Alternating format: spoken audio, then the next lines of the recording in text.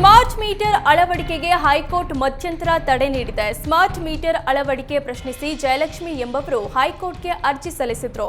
High court ಏಕಸದಸ್ಯ ಪೀಠದಲ್ಲಿ ಅರ್ಜಿ ವಿಚಾರಣೆ ನಡೆಸಿದ್ದು, ಪ್ರೀಪೇಡ್ ಮೀಟರ್ ಅಳವಡಿಕೆ ಕಡ್ಡಾಯ ಅಲ್ಲ, ಹೊರಗಿನ ಏಜೆನ್ಸಿಗೆ ಔಟ್ ಸೋರ್ಸ್ ನೀಡಲಾಗಿದೆ. ಒಂದು ಪ್ರೀಪೇಡ್ ಸ್ಮಾರ್ಟ್ ಮೀಟರ್ ಅಳವಡಿಕೆಗೆ 10,500 ರೂಪಾಯಿ ಆಗುತ್ತೆ. ಹೊರ ರಾಜ್ಯಗಳಲ್ಲಿ ಈ ಸ್ಮಾರ್ಟ್ ಮೀಟರ್ ಅಳವಡಿಕೆಗೆ 900 ರೂಪಾಯಿ ಮಾತ್ರ ಆಗುತ್ತೆ. ಮೀಟರ್ ಬೆಲೆ 8,510 ಚಾರ್ಜ್ ಮಾಡಲಾಗಿದೆ. ಇದೇನು ಉಚಿತ ಭಾಗ್ಯಗಳನ್ನು ಕೊಟ್ಟಿರುವ ಪರಿಣಾಮನ ಅಂತ ಜಡ್ಜ್ ಪ್ರಶ್ನಿಸಿದ್ರು. ಬಳಿಕ ಸ್ಮಾರ್ಟ್ ಮೀಟರ್ ಅಳವಡಿಕೆಗೆ ಹೈಕೋರ್ಟ್ ಮಧ್ಯಂತರ ತಡೆ ನೀಡಿದೆ.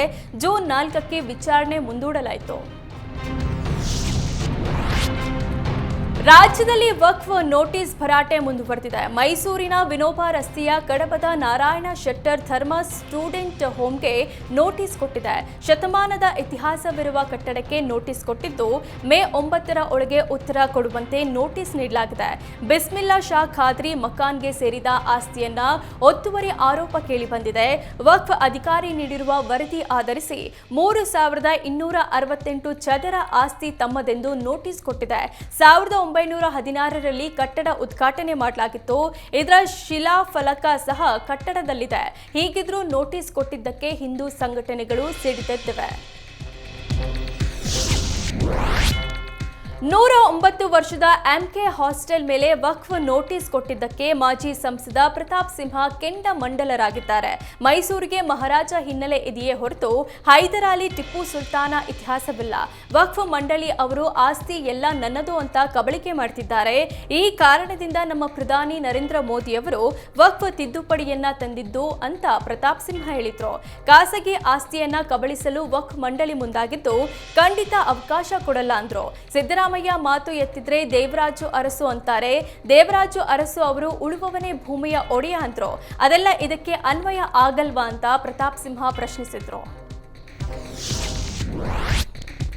ಕೆಎಸ್ಆರ್ಟಿಸಿ ಬಸ್ ಕಂಡಕ್ಟರ್ ಮಹಿಳೆ ಮೇಲೆ ಹಲ್ಲೆ ನಡೆಸಲು ಮುಂದಾಗಿದ್ದಕ್ಕೆ ಮಾತಿನ ಚಕಮಕಿ ನಡೆದಿದೆ. ಈ ಬಗ್ಗೆ ಬಿಸಿ ರಸ್ತೆಯ ಪೊಲೀಸ್ ಠಾಣೆಯಲ್ಲಿ ದೂರು ದಾಖಲಾಗಿದೆ. ಮಂಗಳೂರಿನಿಂದ ಬೆಂಗಳೂರು ಕಡೆಗೆ ತೆರಳುವ ಕೆಎಸ್ಆರ್ಟಿಸಿ ಬಸ್ನಲ್ಲಿ ಅಪ್ರಾಪ್ತ ಬಾಲಕನಿಗೆ ಟಿಕೆಟ್ ಕೊಡುವ ವಿಚಾರಕ್ಕೆ ಮಹಿಳೆ ಜೊತೆ ಕಂಡಕ್ಟರ್ ವಾಗ್ವಾದ ನಡೆಸಿದ್ದಾರೆ. ಅವಾಚ್ಯ ಶಬ್ದಗಳಲ್ಲಿ ನಿಂದಿಸಿದ್ದಲ್ಲದೆ ಹಲ್ಲೆಗೂ ಮುಂದಾಗಿದ್ದ ಅಂತ ಆರೋಪಿಸಲಾಗಿದೆ. ಮಹಿಳೆ ಜೊತೆ ಇದ್ದ ಸಂಬಂಧಿಕ ಸಹ ಪ್ರಯಾಣಿಕರು ಬಸ್ ಕಂಡಕ್ಟರ್ ವಿರುದ್ಧ ಪೊಲೀಸರಿಗೆ ದೂರು ನೀಡಿದ್ದಾರೆ. ಟಿಕೆಟ್ ವಿಚಾರಕ್ಕೆ ತಗಾದೆ ತೆಗೆದ ಬಳಿಕ ಉಂಟಾದ ಗಲಾಟೆ ಬಸ್ನಲ್ಲಿದ್ದ ಸಹ ಪ್ರಯಾಣಿಕರಿಗೆ ತುಂಬಾ ಕಿರಿಕಿರಿ ಉಂಟು ಮಾಡಿತ್ತು. ಬಸ್ ನಿರ್ವಾಹಕ ಮಹಿಳೆ ಮೇಲೆ ಹಲ್ಲೆ ಮಾಡುತ್ತಿದ್ದಂತೆ ಚಾಲಕನಲ್ಲಿ ಬಸ್ ನಿಲ್ಲಿಸುವಂತೆ ಪ್ರಯಾಣಿಕರು ಒತ್ತಾಯ ಮಾಡಿದ್ದಾರೆ. ಆದರೆ ಚಾಲಕ ಬಸ್ ನಿಲ್ಲಿಸದ ಸೀದಾ ಮುಂದೆ ಬಂದಿದ್ದಾರೆ. ಈ ಸಂದರ್ಭದಲ್ಲಿ ಬಸ್ನಲ್ಲಿದ್ದ ಪ್ರಯಾಣಿಕರೊಬ್ಬರು ಬಂಟ್ವಾಳ ಪೊಲೀಸರಿಗೆ ಫೋನ್ ಮಾಡಿ ವಿಚಾರ ತಿಳಿಸಿದ್ದಾರೆ.